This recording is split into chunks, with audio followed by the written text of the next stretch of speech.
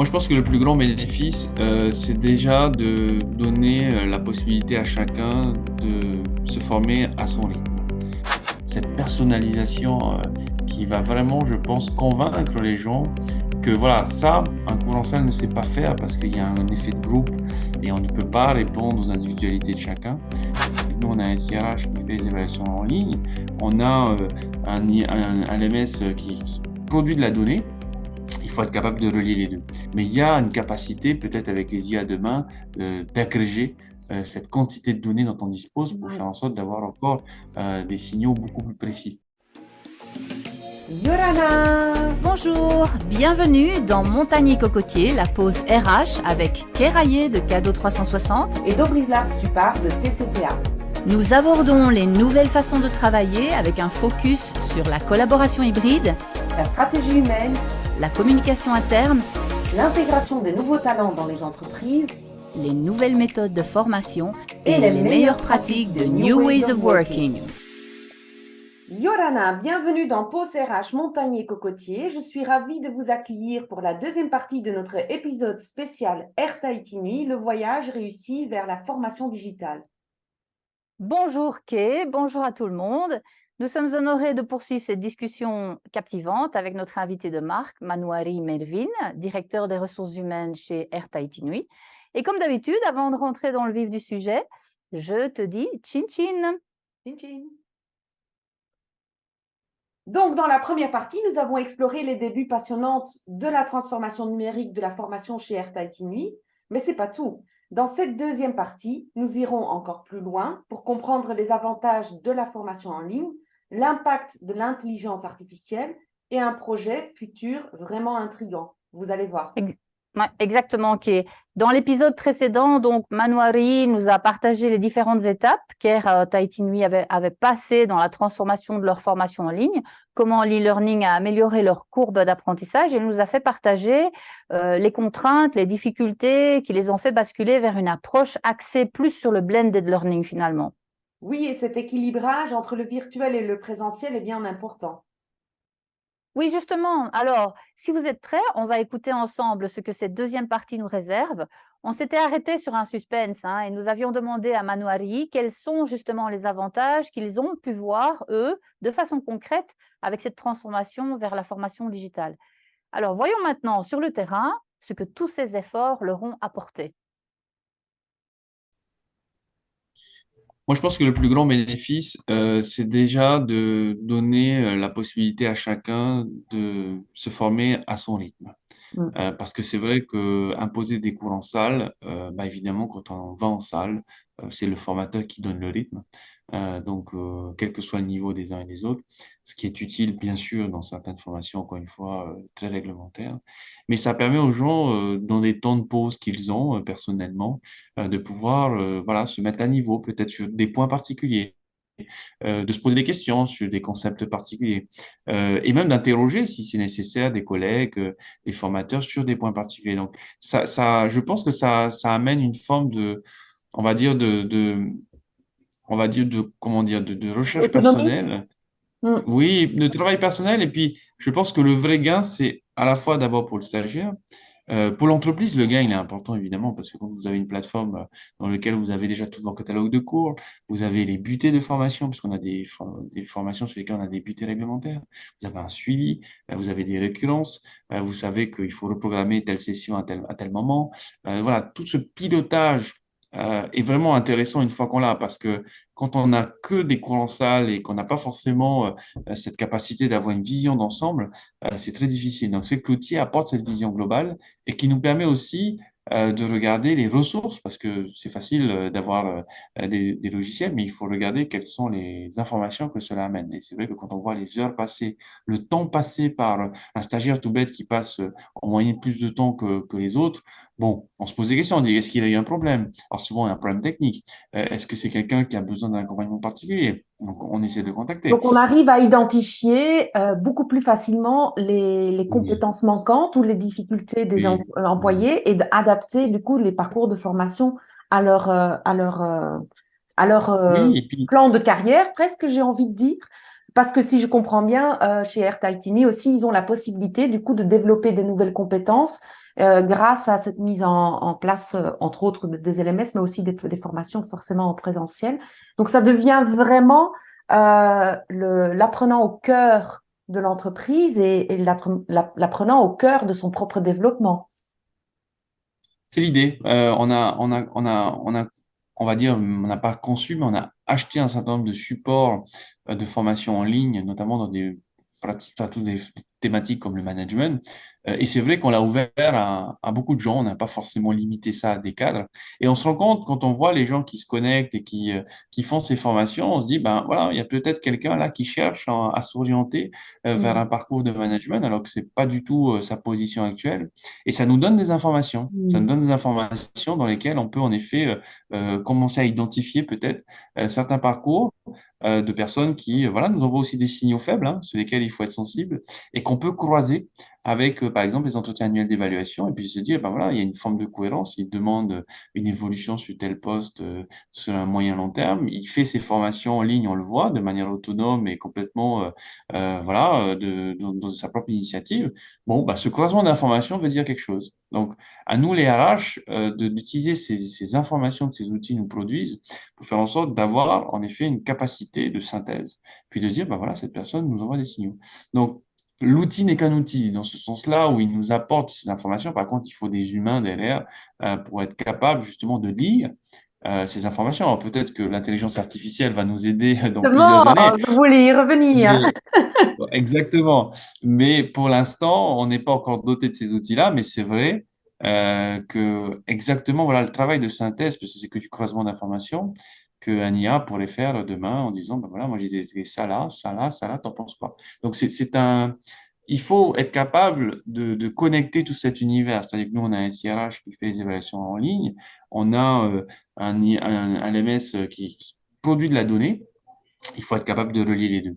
Il faut être capable de relier les deux. Et encore pire, dans certaines disciplines chez nous, au niveau de la maintenance, on a même les modules qui sont reliés à tout ce qui est, en effet, logistique, achat. Donc, on arrive à lier certaines données. C'est encore faible, mais il y a une capacité, peut-être avec les IA demain, d'agréger cette quantité de données dont on dispose pour Ouais. faire en sorte d'avoir encore des signaux beaucoup plus précis. Voilà, chez les Tout à individus. fait. Et de pouvoir utiliser l'IA justement à identifier les parcours de formation, à identifier les talents, à identifier les envies de chacun et chacune et de pouvoir faire ça à grande échelle, hein, parce que c'est quand même ça reste un peu le travail d'une fourmi quand c'est une personne, parce que c'est une quantité de données énorme.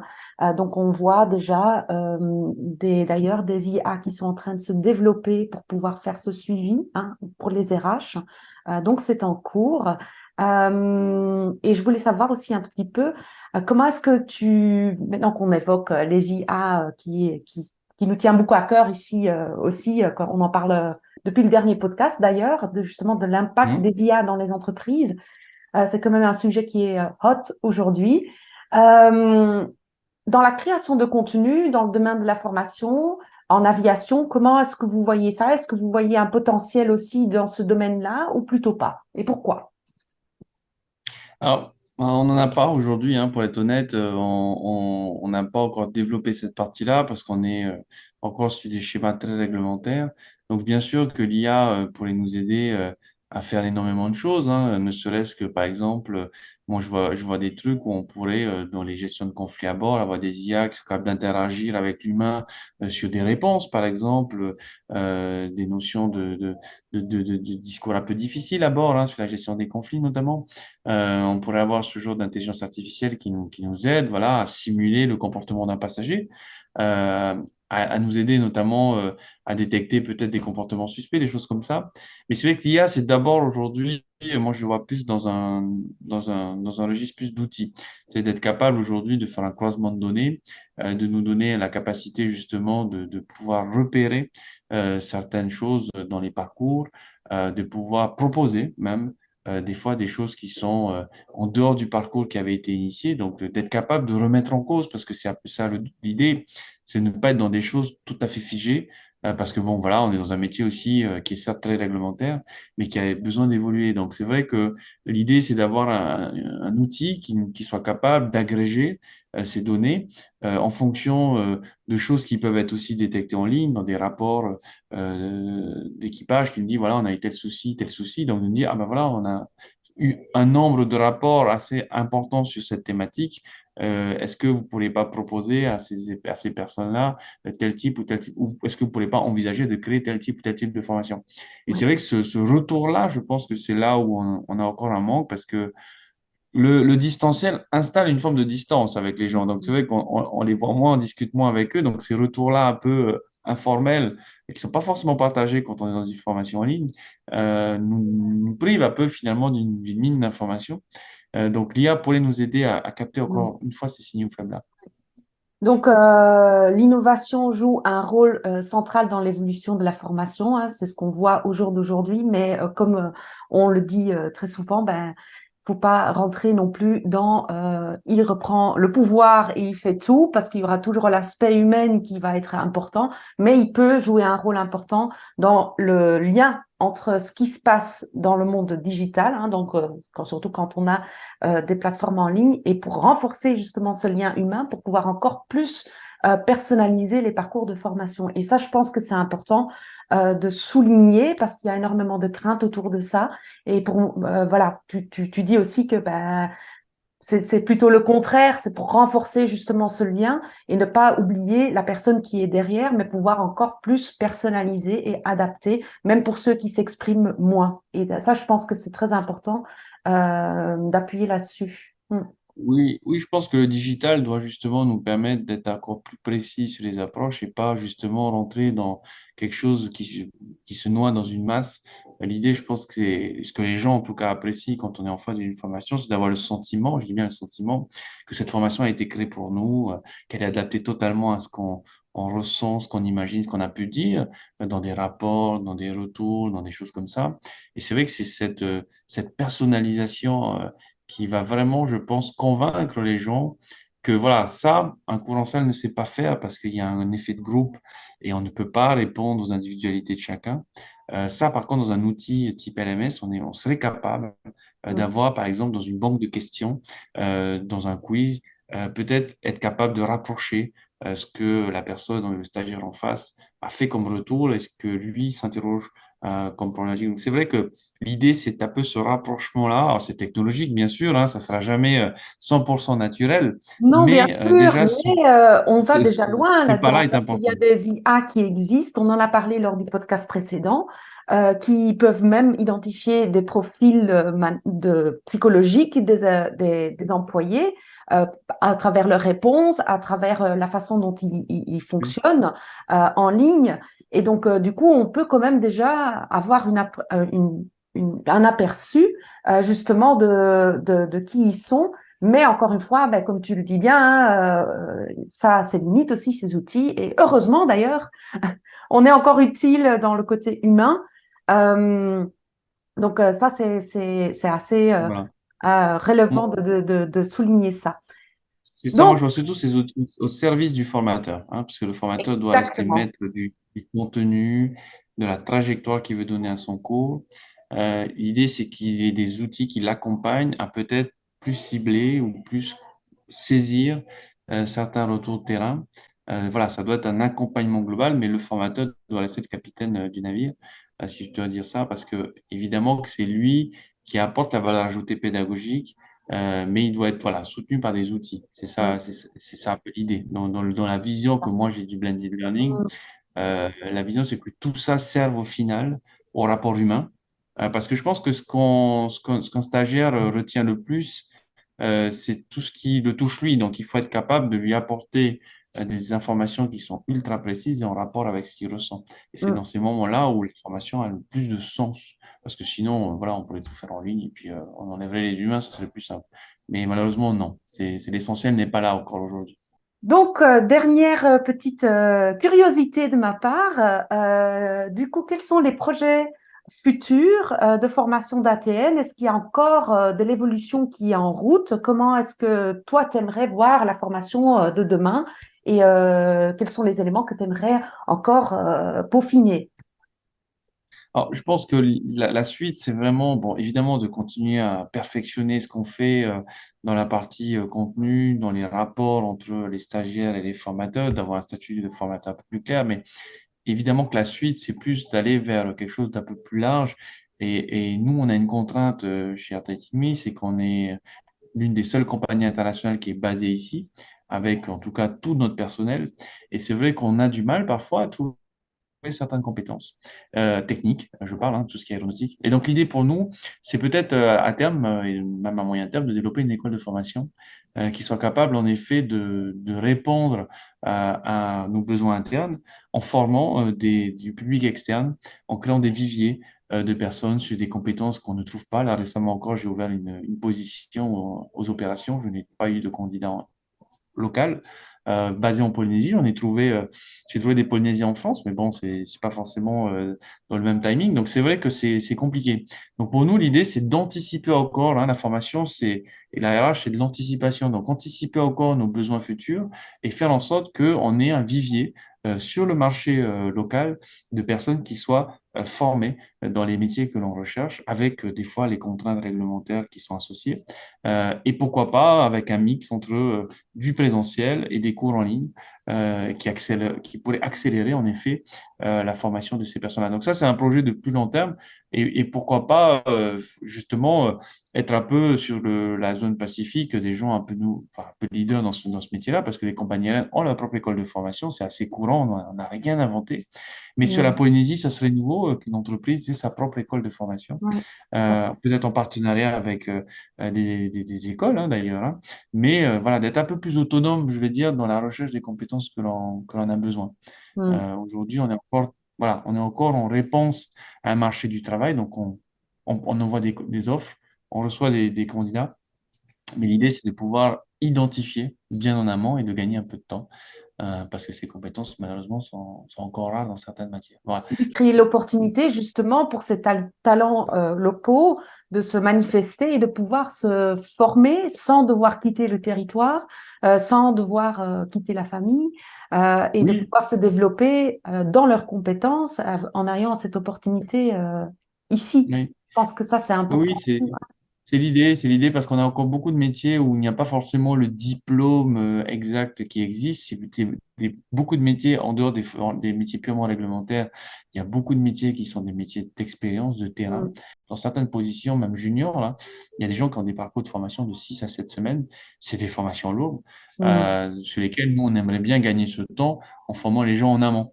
mm, Et donc, du coup, quand ils arrivent en entreprise, ils sont vraiment formés à des choses plus précises et ils sont rapidement lâchés, comme on dit, dans le nouveau métier. Donc, l'idée, c'est aussi de gagner cette phase de formation que l'on prend aujourd'hui dans mm, les intégrations, dans les onboarding.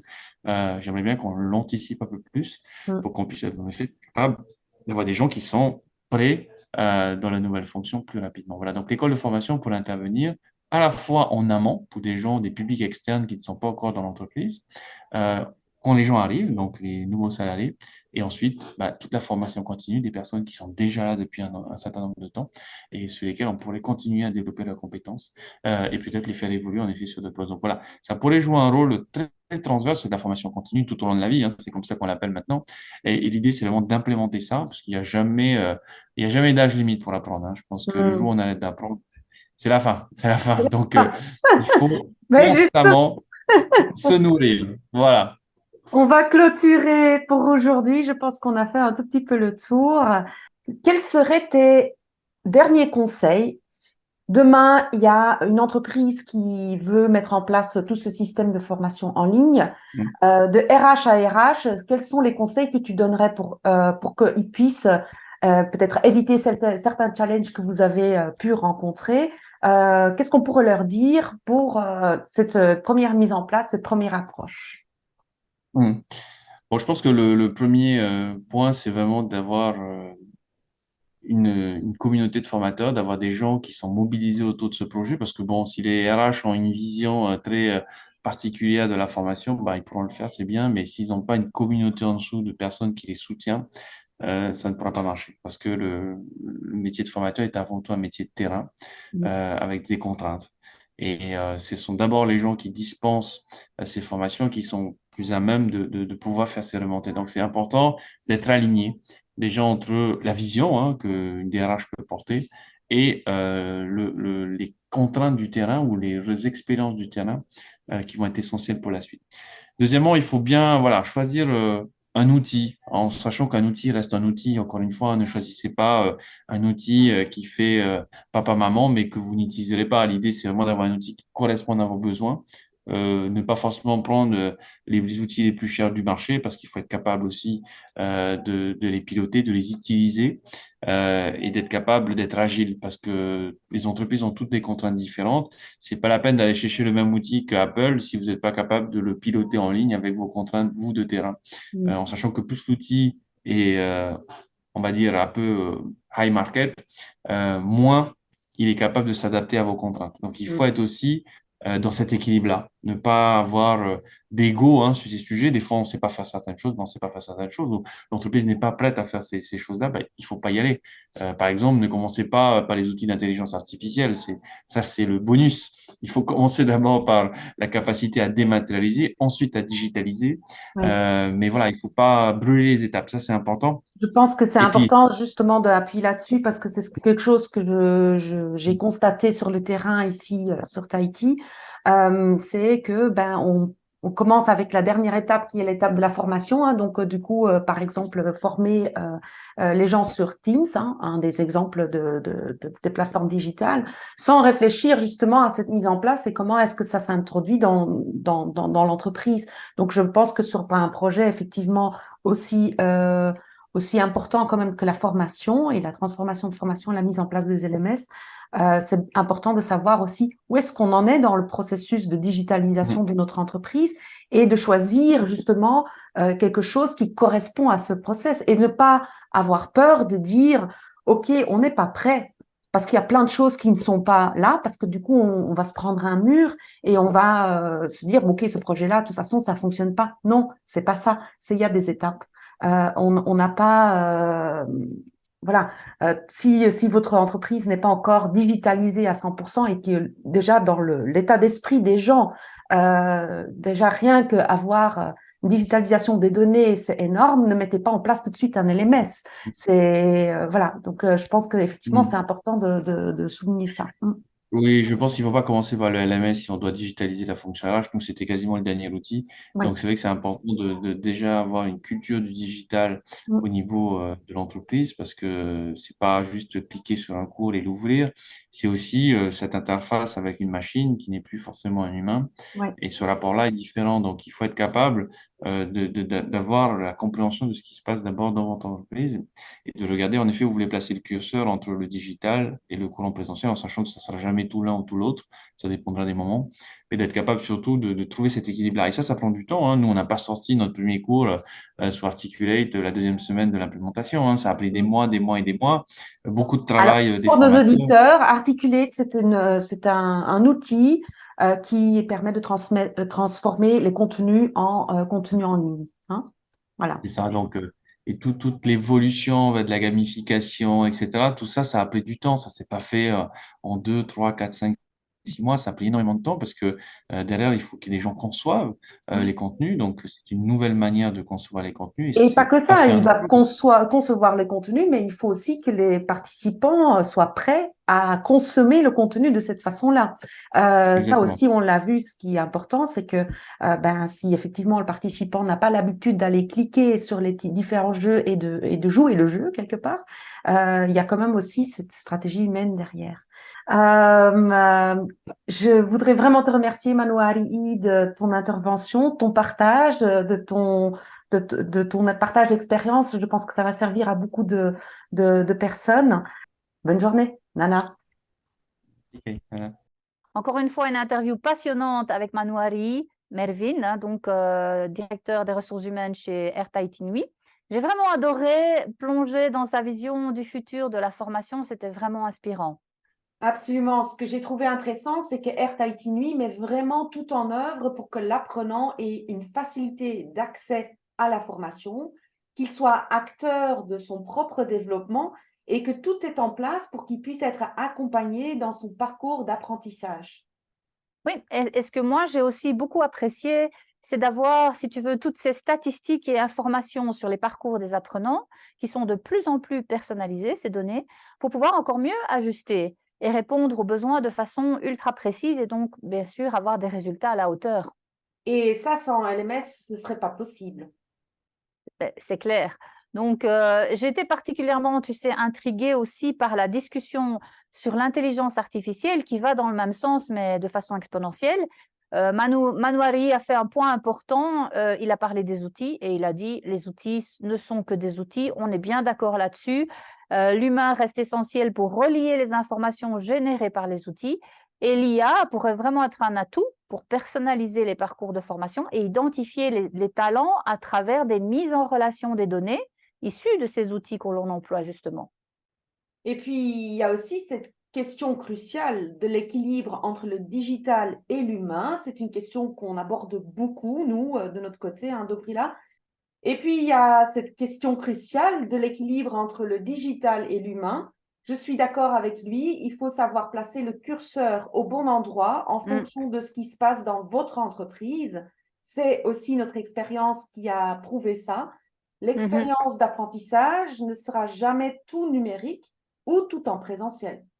Oui, je pense plutôt qu'on arrive justement à une belle harmonie entre les deux systèmes maintenant. Il faut vraiment tracer son chemin vers ça. Et Oui. puis le projet de création d'une école qu'il a évoqué, une école de formation chez Air Tahiti Nui, c'est vraiment une vision intéressante, j'ai trouvé une vision magnifique pour l'avenir. Anticiper les besoins en formation, former des talents locaux et accélérer quelque part le développement des compétences grâce justement à cette mise en place en amont de l'engagement. Hein. C'est vraiment très audacieux et inspirant en fait. Hein. Oui, et donc en conclusion, l'innovation dans la formation est du coup essentielle, mais nous ne devons jamais perdre de vue l'importance du facteur humain. L'humain doit guider la technologie et pas l'inverse. Absolument, OK. Et c'est vraiment le fer de lance pour notre travail de terrain aussi. Cette interview avec Manouari nous a donné matière à réflexion. Hein. Nous espérons que nos auditeurs ont également apprécié cette discussion et ont pu être inspirés par ces idées innovantes pour leur propre parcours de formation et de développement professionnel. C'est tout à fait ça. Restez à l'écoute pour plus d'épisodes passionnants de Pause RH Montagne et Cocotier. Le prochain épisode, nous allons parler avec Jennifer Longine, coordinatrice pédagogique chez Air Tahiti Nui, et nous allons plonger avec elle dans la pratique et le concret avec le choix d'un LMS et la création des parcours en ligne avec un outil auteur qui s'appelle Articulate. Oui, un outil fort employé sur le marché et qui n'est pas toujours d'une approche extrêmement facile, hein, comme on a pu le voir assez souvent. Mais on en reparlera de ça la prochaine fois avec ton invité. Alors, merci à tous et à toutes de nous avoir rejoints aujourd'hui. À la prochaine. Et n'oubliez pas, l'humain au cœur de l'action, c'est maintenant. Nana! Ciao, ciao!